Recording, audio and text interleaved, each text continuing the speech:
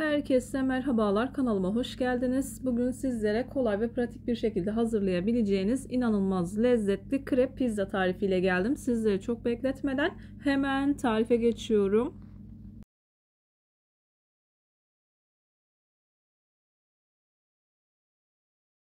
Tarifim için ilk olarak oda ısısında beklemiş olan yumurtalarımı ekliyorum. 2 adet yumurta kullandım. Kullandığım yumurtalar biraz büyüktü.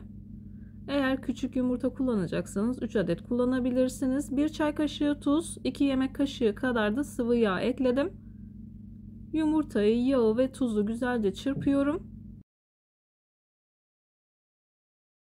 Yaklaşık 1-1,5 dakika kadar güzelce çırptım. Daha sonra 2 bardak sütümü ekliyorum. Kullandığım bardak ölçüsü klasik 200 milimlik bardak ölçüsüdür. Sütü ekliyorum. İyice çırpmaya devam ediyorum. Sütü dolaptan kullandım. Kesinlikle ısıtma işlemi yapmadım. Yaklaşık 1 bardak kadar un ekledim. Yavaş yavaş karıştırıyorum. Topaklanma olmamasına dikkat edin.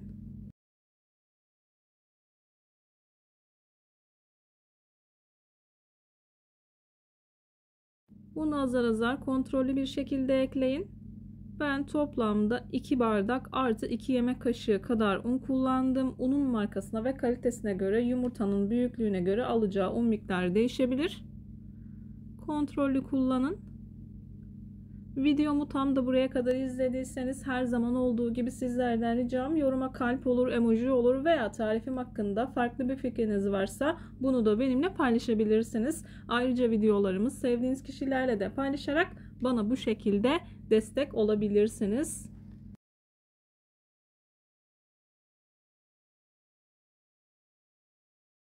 Ayrıca isterseniz mikser kullanabilirsiniz. İyice çırptım. İçerisinde kesinlikle topaklanma kalmadı. Yağlı kağıt serdiğim tepsiye döküyorum. Yağlı kağıdınızın kaymaması için mutlaka tepsiyi güzelce ıslatın. Yağlı kağıdı o şekilde serin ki kayma yapmasın. Krebi döktüm. Çok hafif sallıyorum. Eşit bir şekilde dağılması için. Hazırladığım domatesli karışımdan döküyorum.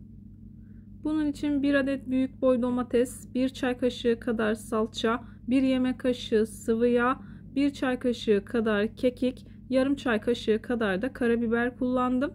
Eğer seviyorsanız elinizin altında varsa fesleğen de kullanabilirsiniz. Ayrıca 1 diş sarımsak da ekledim.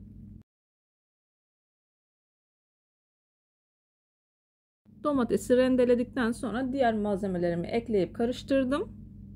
Videonun altındaki açıklama kısmına malzeme listesini tam not olarak ekleyeceğim.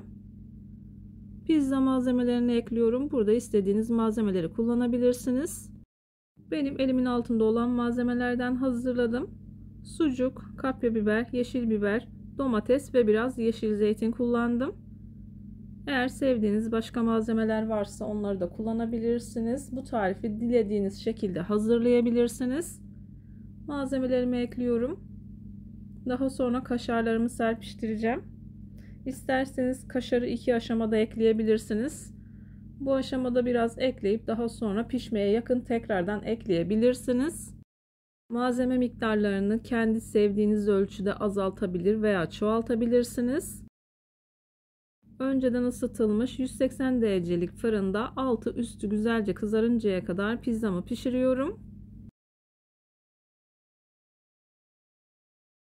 Pizza fırından çıktı. İlk sıcaklığı çıktıktan sonra bir rulet yardımıyla kesiyorum.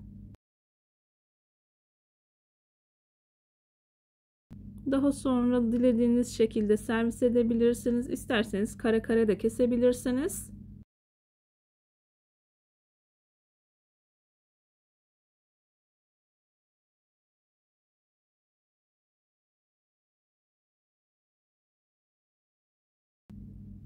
Bir videonun bir tarifin daha sonuna geldim. Umarım tarifimi beğenmişsinizdir. Tarifimi beğendiyseniz beğenmeyi, kanalıma hala abone değilseniz kanalıma abone olmayı, bildirim zilini açmayı lütfen unutmayın. Kendinize ve sevdiklerinize çok iyi bakın. Başka bir tarifte, başka bir lezzette görüşmek üzere. Hoşça kalın. Allah'a emanet olun.